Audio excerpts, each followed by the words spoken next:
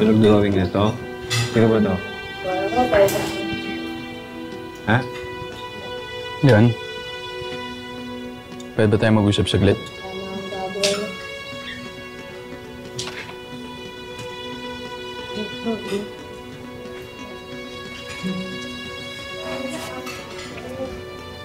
Laro ka lang, ha?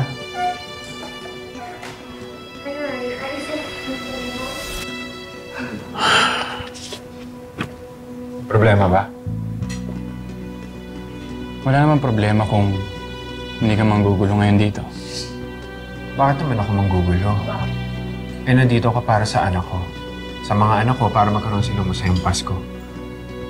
Alam mo kung ako tatanungin mo, dapat nagpasko't bagong tuon sila sa pulyar ko.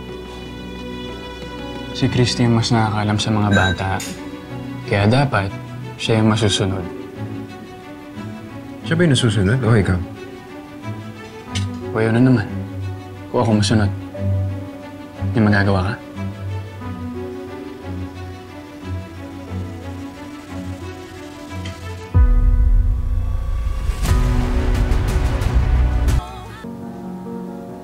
Walang desisyon kasi yung daddy mo eh. Ano sabi mo, Ate Beli? Hindi, wala yun. Wala yun. Oh, tatay mo, alam mo kung saan nagpunta? Hindi ko alam. Bakit? Eh, pinakuha lang tong sa akin tubig para kay Jeremy. Pagbalik ko, wala na sila. Ha? Oo. Wala. Open. Kwago, anong sinabi mo? O wala dito sa bahay si Leon tsaka si Jeremy? Oo, Christy. Nandito lang sila ni Jeremy kanina eh. Ayun. Sandali, titingnan ko sa taas, ha? Ako na rin po maghahanap sa likod namin. Salamat. Samahan kita, MLD. Hindi pa rin sumasagot si tatay.